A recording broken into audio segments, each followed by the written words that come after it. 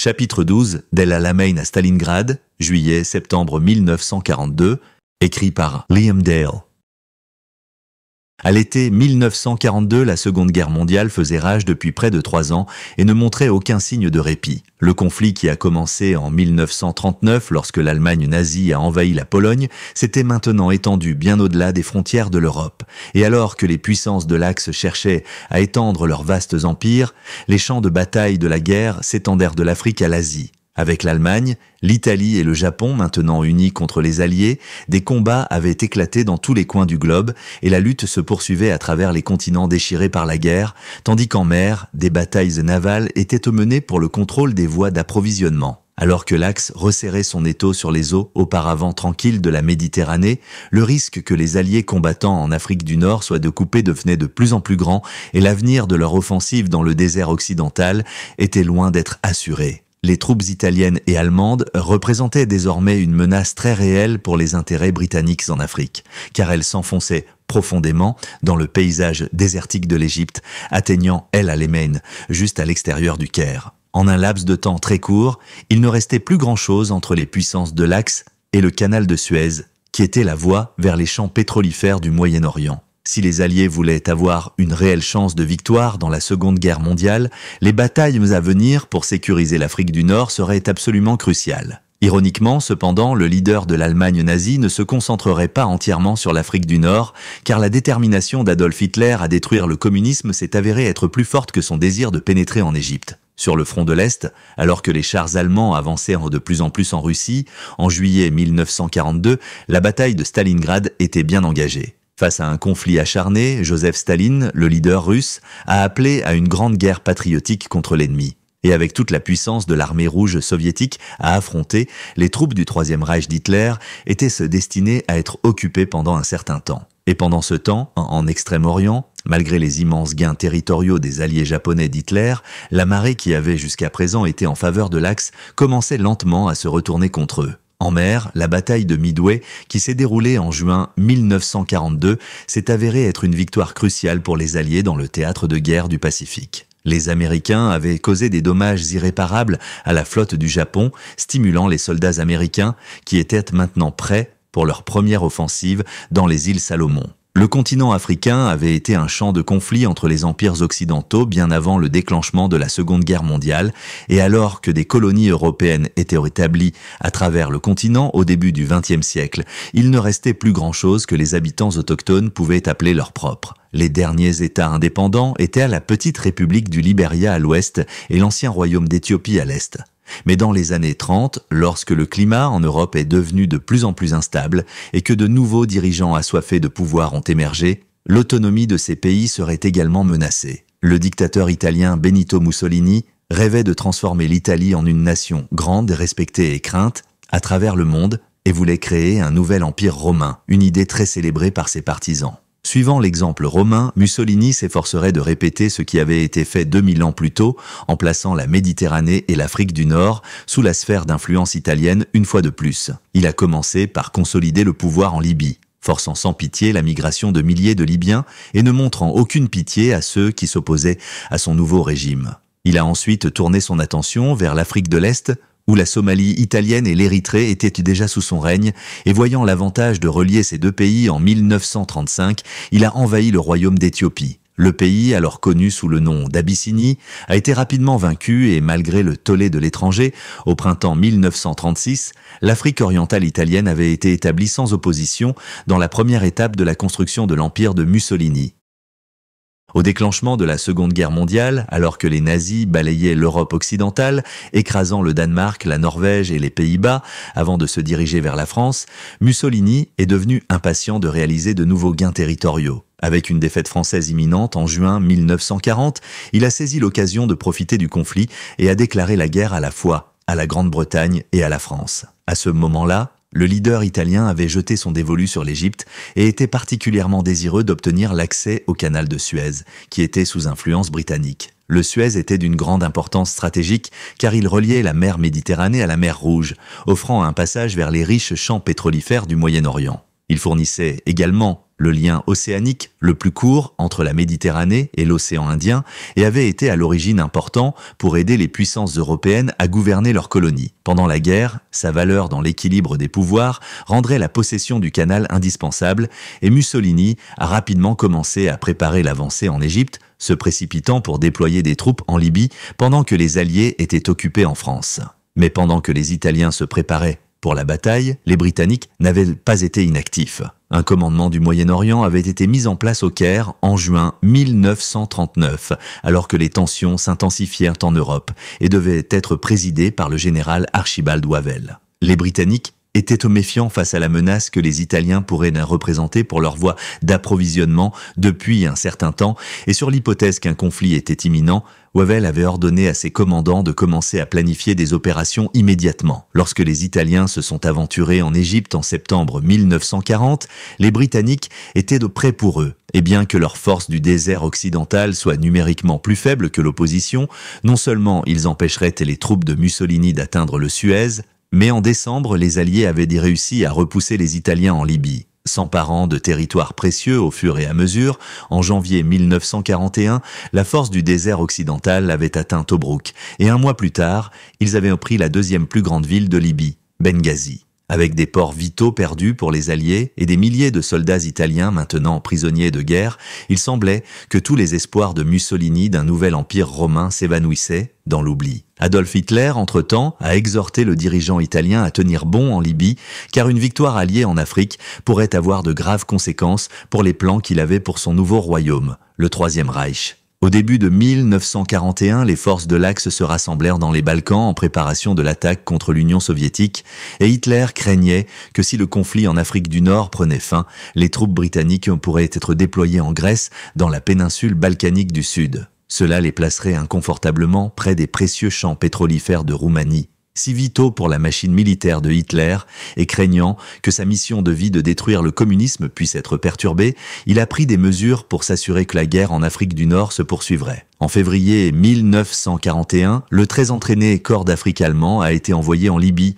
accompagné de l'un des meilleurs commandants de l'Allemagne nazie, le général Erwin Rommel. Rommel avait acquis une renommée après avoir dirigé une division blindée à travers la France et piégé les soldats alliés sur les plages de Dunkerque, mais son succès en tant que général du désert lui vaudrait une plus grande renommée. Réputé pour son jugement rapide et son improvisation au combat, Rommel deviendrait connu sous le nom de Renard du désert, présentant un adversaire digne pour les troupes alliées. Au printemps 1941, il semblait que les gains réalisés par les Alliés plus tôt cette année étaient sur le point d'être perdus. Et non seulement ils devraient affronter Rommel et ses troupes, mais ils avaient le problème supplémentaire de la menace de l'Axe sur leur voie d'approvisionnement. La mer Méditerranée était cruciale pour l'acheminement des fournitures en Afrique du Nord, et avec la France de Vichy sous l'influence des nazis, l'Axe avait déjà l'avantage des ports en Afrique du Nord française. En avril 1941, la situation s'est encore détériorée lorsque les nazis ont aidé les Italiens à vaincre la Grèce et que des ports précieux ont été perdus pour les Alliés. Et en mai, il y aurait un coup supplémentaire aux forces navales alliées lorsque la Luftwaffe a lancé une attaque sur la Crète. Les hauts commandants de la Luftwaffe avaient été enthousiastes à l'idée de s'emparer de l'île, espérant regagner une partie du prestige qu'ils avaient perdu lors de la bataille d'Angleterre. Bien que le haut commandement de l'armée allemande ait estimé qu'il y avait assez à l'ordre du jour avec l'invasion prévue de la Russie, Hitler a été séduit par l'idée et à l'aube du 20 mai 1941, l'audacieuse attaque aéroportée a été lancée. Bien que les Allemands aient utilisé des assauts par parachute et planeurs à une échelle beaucoup plus petite auparavant, il s'agissait de la première invasion aéroportée à grande échelle, et malgré une résistance acharnée de la population civile, à la fin du mois, la Crète était tombée. Les troupes britanniques ont été faites prisonnières et le drapeau à croix gammée a été hissé alors qu'une autre victoire nazie était assurée. Maintenant, tout ce qui restait aux Alliés en Méditerranée, outre l'Égypte et les ports capturés de Libye, étaient les îles de Gibraltar et de Malte. Malte était particulièrement importante pour la campagne d'Afrique du Nord car elle fournissait la seule base alliée entre Gibraltar et l'Égypte et était la dernière menace pour les lignes d'approvisionnement de Rommel depuis l'Europe. Le Premier ministre britannique, Winston Churchill, considérait l'île comme un porte-avions insubmersible, mais alors que les troupes de Rommel progressaient en Libye, repoussant la Western Desert Force et se dirigeant vers l'est en direction de l'Égypte, l'emprise de l'Axe sur la Méditerranée se resserrait et en 1942, presque aucun navire ne pourrait atteindre Malte. Hitler et Mussolini manquèrent de ressources pour prendre à la fois le Caire et Malte en même temps. Ils ont donc décidé de battre et d'affamer l'île jusqu'à la soumission. Elle deviendrait l'une des zones les plus intensément bombardées de la guerre, avec environ 250 raids par mois au cours des 6 premiers mois de 1942. La destruction de l'île était inimaginable et des milliers de personnes ont été tuées ou blessées lors des attaques. Leur dévouement à la cause alliée n'est cependant pas passé inaperçu et ils ont reçu la croix de George pour leur héroïsme, tandis que le président américain Franklin D. Roosevelt a décrit l'île comme une petite flamme brillante dans l'obscurité. Mais alors que les approvisionnements diminuaient, et que les forces navales alliées avaient eu du mal à atteindre Malte, les commandants alliés ont réalisé qu'il ne serait qu'une question de temps avant que l'île ne se rende. Rommel, entre-temps, approchait de l'Égypte et après des semaines de bataille épuisantes, le 20 juin 1942, il avait capturé Tobrouk. 10 jours plus tard, ses panzers atteignaient El Alamein, une gare sur la côte de l'Égypte, à seulement 60 miles d'Alexandrie. Alors que la position alliée se détériorait de manière dramatique, Churchill refusait d'être battu par Adolf Hitler et était déterminé à ce que la bataille pour écraser l'Axe se poursuive. Bien que Churchill soit déterminé à vaincre Hitler, la situation britannique était maintenant critique. En plus des gains de l'Axe en Europe et en Afrique, il y avait de graves préoccupations pour l'avenir de l'Empire britannique en Extrême-Orient. Singapour était tombé, tout comme la Birmanie, et le risque que les Japonais puissent s'aventurer à travers la frontière en Inde et attaquer de l'Est ne pouvait être ignoré. Pendant ce temps, alors que les Allemands progressaient en Russie, se rapprochant du Caucase, il y avait la possibilité que de nouvelles armées allemandes descendent du nord à travers l'Iran. S'ajoutant à la menace posée par les Japonais et Rommel, cela signifiait que les forces britanniques au Moyen-Orient pourraient avoir à faire face à l'ennemi de 3 façons. À la fin de juin 1942, en Égypte, la panique commençait déjà à s'installer et au Caire, les Britanniques ont commencé à brûler des documents confidentiels en prévision de l'arrivée des troupes de Rommel à tout moment. Pendant ce temps, toutes les mesures ont été prises pour retarder l'ennemi en inondant les zones autour du Nil et en construisant des positions défensives à l'ouest d'Alexandrie. Wavell, qui avait à l'origine dirigé le commandement du Moyen-Orient, avait été remplacé à ce moment-là par Claude Auchinleck, qui avait précédemment commandé l'armée indienne. Auchinleck n'avait cependant pas connu beaucoup de succès depuis sa nomination 1 an plus tôt et était critiqué pour son manque d'expérience et de compréhension des troupes britanniques ou du Dominion.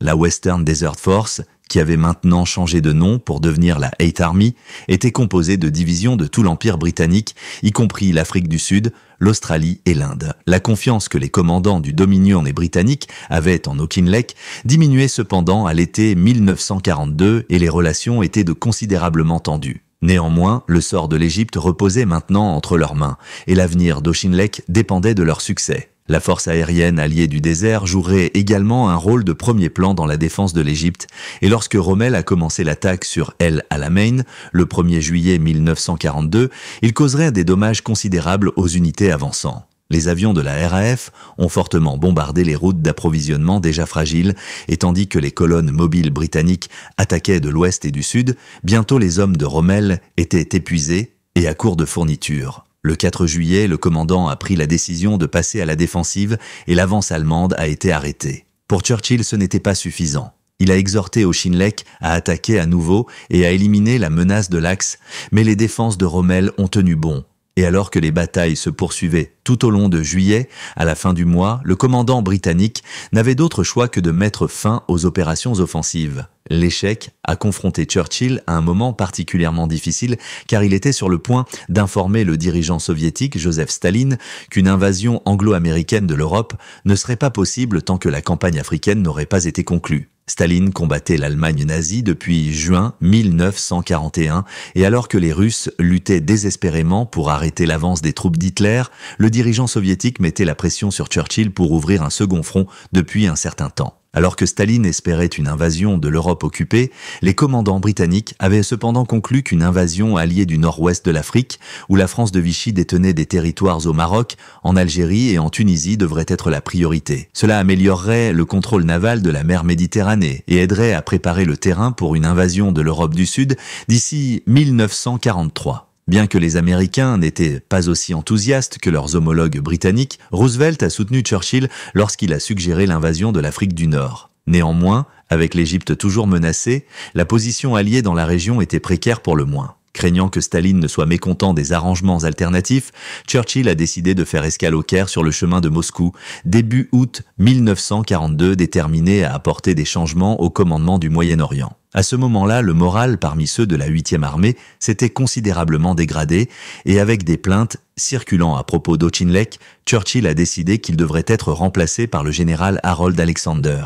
Alexander avait un parcours exemplaire, avec des récompenses pour héroïsme couvrant les 2 guerres mondiales, mais plus important encore, il comprenait l'importance de maintenir le moral parmi les troupes et était très respecté par les hommes qu'il commandait. Avec l'amiral Harwood, qui restait en charge des opérations navales, et Arthur Tedder, qui commandait les opérations aériennes alliées, Alexander allait maintenant emmener les Alliés dans une nouvelle phase de la campagne du désert occidental. Pendant ce temps, il fallait également considérer le leadership de la 8e armée elle-même, qui avait été commandée plus récemment par Auchinleck lui-même.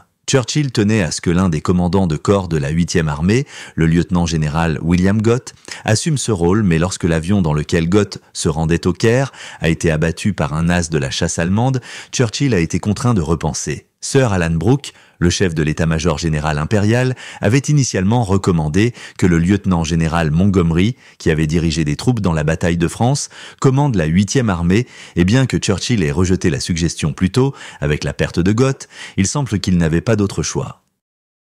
Le 7 août, Montgomery a pris son nouveau rôle de chef de la 8e armée, et son dévouement envers ses troupes et sa popularité parmi ses hommes aideraient à transformer non seulement l'armée, mais aussi les fortunes des Alliés en Afrique. Bien que les changements dans le commandement du Moyen-Orient amélioreraient certainement les chances des Alliés, Churchill devait encore affronter Staline avec la nouvelle que l'Afrique serait prioritaire sur l'Europe. Il est arrivé à Moscou le 12 août pour discuter de la situation avec le dirigeant soviétique, mais bien que Staline ait initialement plaidé pour une attaque sur la France, le Premier ministre britannique a réussi à le raisonner. Il a expliqué qu'en prenant l'Afrique du Nord, il pourrait menacer le ventre de l'Europe d'Hitler en frappant l'Allemagne à travers l'Italie, et il a assuré aux dirigeants soviétiques qu'entre-temps, les forces américaines et du Commonwealth seraient rassemblées en Grande-Bretagne prêtes pour l'invasion éventuelle de la France à travers la Manche. Après des jours de discussion, Staline a finalement donné sa bénédiction à l'invasion de l'Afrique et a assuré à Churchill que les troupes soviétiques pourraient tenir jusqu'à l'hiver. Mais alors que Churchill retournait à Londres,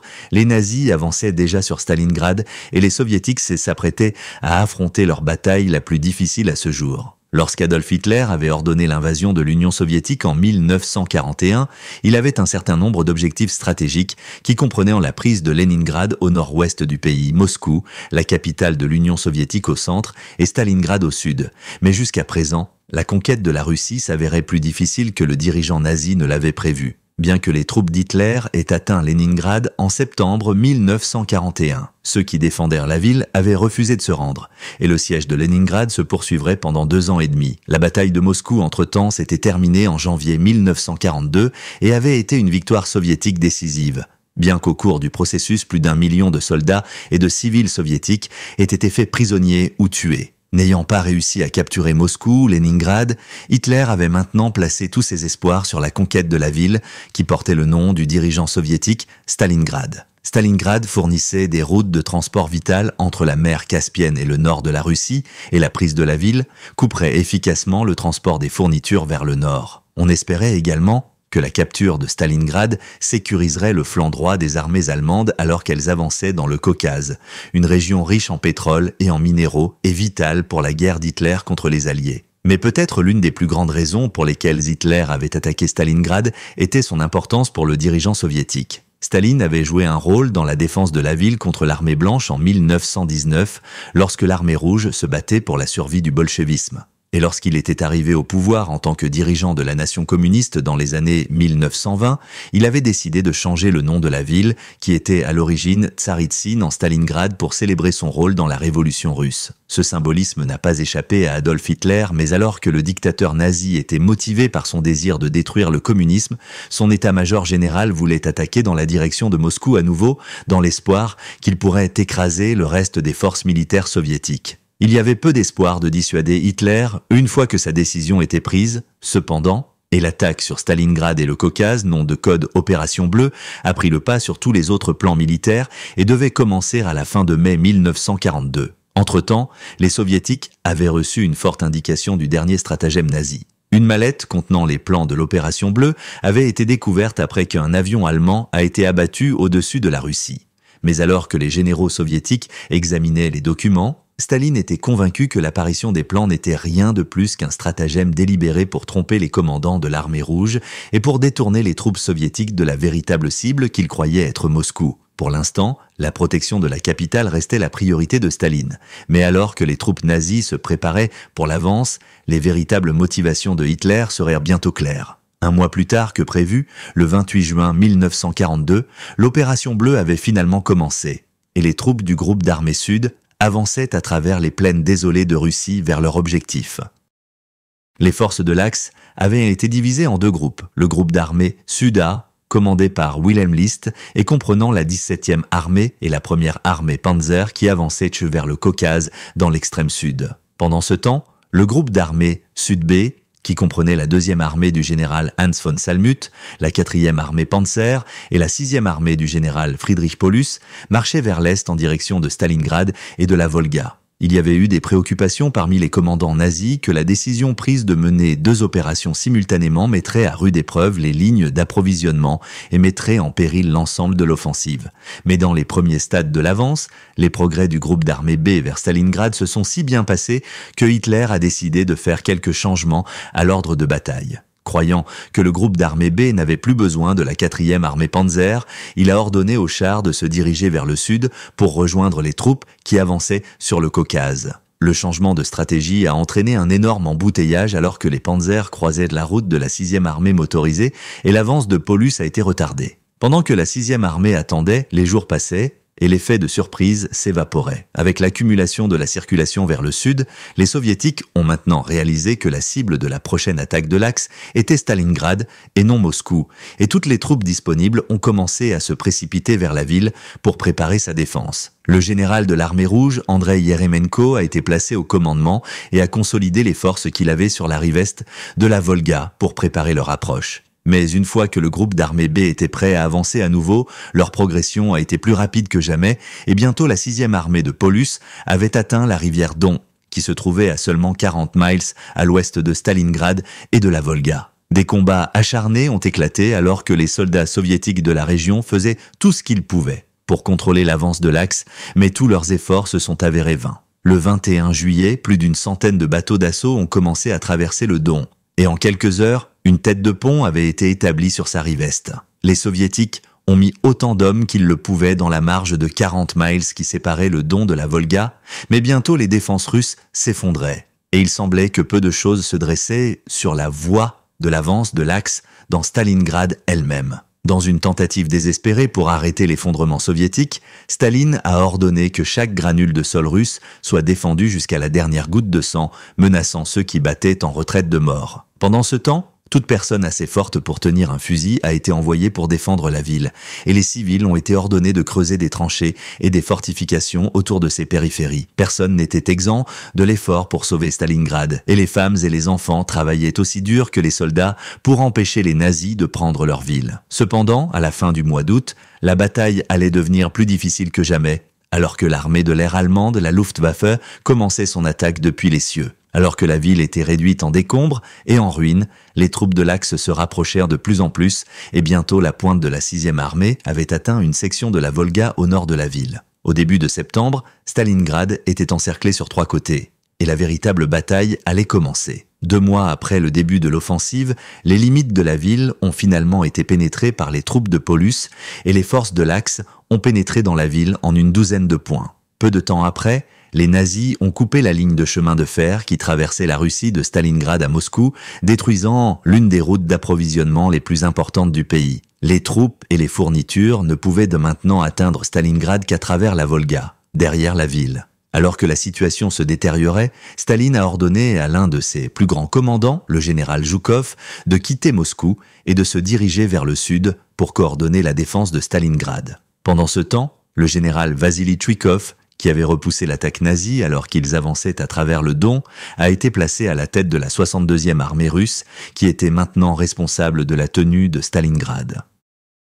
Avant longtemps, la situation de Tchouikov deviendrait désespérée cependant, car la 62e armée était enfermée dans la ville dans l'étau des Allemands. À la mi-septembre, les troupes de l'Axe avaient pris le point le plus élevé de la ville, un ancien cimetière tartare, connu sous le nom de Mamaï Tumulus, leur donnant un énorme avantage sur les soviétiques. De là, ils pouvaient attaquer des cibles stratégiques autour de la ville, et il ne faisait aucun doute que celui qui contrôlait les hauteurs commandait la bataille. La 13e division de fusiliers de la garde soviétique est arrivée à travers la Volga pour renforcer la 62e armée et a été ordonnée de charger le point fort par Chouikov. Peu d'entre eux survivraient à l'épreuve et des milliers de soldats soviétiques mourraient dans la bataille pour le sommet. Mais bientôt, il était une fois de plus sous le contrôle russe, et les combats descendaient maintenant dans les rues de Stalingrad. La bataille deviendrait l'une des plus sanglantes de la Seconde Guerre mondiale, alors que l'Axe se battait contre les soviétiques pour chaque ruine, cave et escalier de la ville. Il n'y avait pas de ligne de bataille, seulement des escarmouches brutales d'une rue à l'autre, tandis que les bâtiments infestés de tireurs d'élite transformèrent la zone en une vaste zone de tuerie. Pour ceux qui se battaient à l'intérieur, la vie deviendrait un enfer sans fin de tirs, de faim et de peur, et les pertes des deux côtés seraient immenses. Alors que la guerre de Staline contre l'Axe se poursuivait, il était clair qu'un second front, pour soulager la pression sur les troupes soviétiques, ne pouvait pas venir un instant trop tôt. Mais l'invasion de l'Afrique du Nord que Churchill avait promise aux leaders soviétiques n'en était encore qu'à ses débuts, et les désaccords entre les commandants américains et britanniques commençaient à menacer le progrès de toute invasion. Les préoccupations à ce stade tournaient autour de l'endroit où les débarquements sur le territoire africain français devraient avoir lieu. Churchill voulait débarquer des troupes aussi près que possible de la base du Afrika Korps de Rommel et préconisait un débarquement à la frontière orientale de l'Algérie, près de la Tunisie, mais le chef d'état-major de l'armée américaine, George C. Marshall, voulait limiter les débarquements à l'Algérie occidentale et semblait planifier une attaque à une échelle beaucoup plus petite que ce que Churchill avait envisagé. Déconcerté, le Premier ministre britannique a rappelé au président Roosevelt que les Alliés avaient promis à Staline une diversion sérieuse pour détourner les efforts allemands de l'Union soviétique. Et toujours le diplomate, Roosevelt a veillé à ce qu'un compromis soit trouvé qui plairait à la fois aux commandants américains et britanniques. Il a été décidé qu'il y aurait 3 débarquements simultanés. Les forces américaines débarqueraient à Casablanca au Maroc, ainsi qu'à Oran en Algérie, tandis qu'une force combinée britannique et américaine débarquerait à Alger, qui se trouve plus à l'est de l'Algérie et plus près des troupes de Rommel. L'invasion elle-même prendrait cependant du temps à préparer, et alors que les soldats et les marines américains étaient mobilisés pour l'attaque et commençaient à arriver en Grande-Bretagne, prêts pour leur première offensive européenne, il semblait peu probable que les forces américaines soient prêtes pour l'invasion avant l'automne tardif. Entre-temps, les commandants américains avaient un plus que le théâtre européen de la guerre à affronter. Bien que la priorité des États-Unis ait été de vaincre l'Allemagne nazie lorsqu'ils étaient entrés en guerre en décembre 1941 dans l'Extrême-Orient, les alliés japonais d'Hitler représentaient une menace considérable pour les intérêts alliés. Au cours des 6 premiers mois de la guerre du Pacifique, les Japonais avaient conquis des centaines de milliers de miles de territoire, s'étendant de la Birmanie en Asie de l'Est aux îles du Pacifique Sud. Mais en mai 1942, les forces américaines avaient commencé à faire des progrès pour contrôler l'avance japonaise. Lors de la bataille de la mer de Corail, ils avaient réussi à empêcher les Japonais de prendre davantage de territoire en Nouvelle-Guinée, et le mois suivant, une grande bataille navale avait été menée autour de l'île de Midway dans le Pacifique Nord, qui avait infligé de lourdes pertes à la flotte japonaise. Néanmoins, l'Empire du Soleil Levant ne montrait aucun signe de relâchement de sa campagne pour s'emparer de nouveaux territoires, et à la mi-1942, il construisait un grand aérodrome sur Guadalcanal dans les îles Salomon. De là, il pourrait lancer des attaques sur les bases américaines à Fidji, en Nouvelle-Calédonie et à Samoa et menacer les lignes d'approvisionnement et de communication alliées vers l'Australie qui se trouvent au sud des îles Salomon. Alors que les préoccupations alliées grandissaient, l'amiral Ernest King, commandant en chef de la flotte des États-Unis, a proposé une invasion de l'île de Guadalcanal et d'autres points stratégiques autour des Salomon, et les chefs d'état-major combinés ont rapidement accepté de lancer leur première offensive américaine dans le Pacifique. Après avoir passé 6 mois sur la défensive, la contre-attaque alliée était bientôt en cours et à la fin de juillet 1942, les premières divisions de Marines avaient quitté leur zone d'entraînement en Nouvelle-Zélande prêtes pour la bataille. Ils se sont déplacés vers le nord dans le plus grand secret et alors qu'un front froid balayait le Pacifique, ils ont pu utiliser le temps comme couverture. Lorsqu'ils ont atteint les îles Salomon le 7 août, la mer était calme et les Japonais n'avaient aucune idée qu'une attaque allait être lancée. La force de débarquement s'est ensuite divisée en 2 groupes, l'un attaquant Guadalcanal et l'autre attaquant Tulagi et l'île de Floride. Au début, il y a eu peu de résistance de la part des troupes japonaises qui ont commencé à fuir après que le bombardement aérien des avions alliés ait ouvert la voie à l'invasion. Mais dès le deuxième jour, la bataille avait commencé. Alors que les troupes ripostaient au sol, il y avait de lourdes attaques aériennes de la part des avions japonais basés à Bougainville et sur d'autres îles voisines. Mais malgré le bombardement, les forces américaines avaient atteint l'aérodrome japonais le deuxième jour de l'offensive. Ils ont rebaptisé la base aérienne Henderson Field en l'honneur d'un marin qui avait été tué lors de la bataille de Midway, et de là, les Américains pourraient lancer leurs propres attaques sur l'ennemi. Tout au long du mois d'août, les avions américains et leurs équipages continueraient à arriver à Guadalcanal pour repousser l'ennemi, et les combats aériens entre les avions alliés à l'aérodrome de Henderson et les bombardiers et chasseurs japonais de Rabaul, en Nouvelle-Guinée, se poursuivaient quotidiennement. Alors que le commandant japonais défendant l'île ordonnait à ses troupes de dérouter et d'annihiler l'ennemi, les batailles à travers les jungles denses et infestées de maladies de Guadalcanal seraient parmi les pires que les géis américains rencontreraient pendant la Seconde Guerre mondiale. Entre-temps, à 800 miles à l'ouest, un conflit tout aussi difficile était en cours, coordonné par le commandant suprême allié de la zone du Pacifique Sud-Ouest, le général Douglas MacArthur. Il avait été décidé que l'invasion de Guadalcanal serait menée en même temps qu'une offensive alliée en Nouvelle-Guinée où les Japonais menaçaient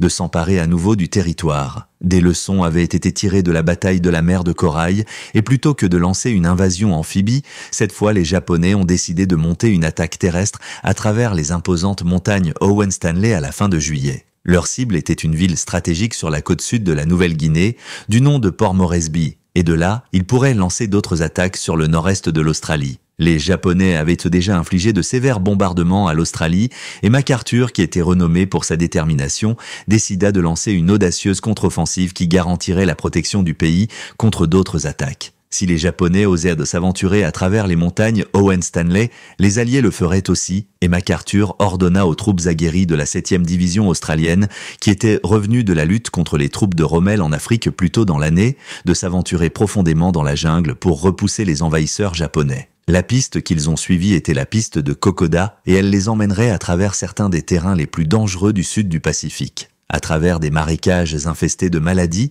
des gorges plongeantes et des jungles humides et sombres, les Australiens se sont lancés dans une mission mortelle pour repousser les Japonais. Il y avait peu de possibilités de repos, tandis qu'ils restaient constamment en alerte pour l'ennemi, jour et nuit. Pendant ce temps, les avions américains survolaient pour larguer des approvisionnements aux troupes qui se battaient au sol, bien que les signaux de fumée que les Australiens envoyaient ne soient pas toujours faciles à trouver. Heureusement, les peuples autochtones de Nouvelle-Guinée ont joué un rôle vital dans la campagne de la piste de Kokoda en s'occupant des approvisionnements pour les troupes lorsqu'ils étaient largués dans les villages locaux, et en prenant soin des soldats lorsqu'ils étaient blessés. Alors que les campagnes dans les Salomon et en Nouvelle-Guinée se poursuivaient à l'automne 1942, il était clair que les batailles pour vaincre les Japonais n'en étaient qu'à leur début, et alors que les troupes australiennes et américaines tentèrent d'arracher le territoire à l'ennemi. Pouce par pouce, il était évident que la guerre dans le Pacifique serait un conflit long et amer. En Afrique et en Méditerranée, il y avait cependant déjà une lueur d'espoir à l'horizon, alors que la bataille se poursuivait contre les forces allemandes et italiennes. En août, une opération avait été lancée pour acheminer des approvisionnements à ceux qui luttaient désespérément à Malte, et 14 navires marchands avaient quitté Gibraltar, protégés par 2 grandes forces de navires de guerre. Tout au long du voyage, les forces alliées ont subi de lourds bombardements de la part des avions de l'Axe et de nombreux navires alliés, y compris des destroyers, des porte-avions et les navires marchands eux-mêmes, ont été coulés ou gravement endommagés pendant le voyage à Malte. Néanmoins, d'ici le 15 août, 5 navires marchands avaient réussi à atteindre l'île, et bien que le siège de Malte soit loin d'être terminé, les approvisionnements qu'ils apportaient signifiaient que pour le moment, l'île pouvait continuer à se battre, et la conquête de la Méditerranée par l'Axe n'était pas encore achevée. Pendant ce temps, en Afrique, le moral des troupes alliées protégeant l'Égypte avait été considérablement renforcé par la présence du général Montgomery. Après avoir pris le commandement de la 8e armée le 13 août, il est devenu un tourbillon d'activité, apparaissant régulièrement devant les troupes et annonçant à ses officiers « Si nous sommes attaqués, alors il n'y aura pas de retraite. Si nous ne pouvons pas rester ici vivants, alors nous resterons ici morts ». À la fin du mois d'août, Rommel a fait une dernière et désespérée tentative pour atteindre le Nil, mais prouvant qu'il était un homme de parole, Montgomery a arrêté l'avance nazie en 2 jours de combat dans la bataille d'Alam el-Halfa. À partir de ce moment, l'objectif de Montgomery serait la préparation d'une contre-attaque qu'il était déterminé à mener à une victoire décisive contre les forces de Rommel. Le commandant britannique a décidé de déplacer son quartier général de campagne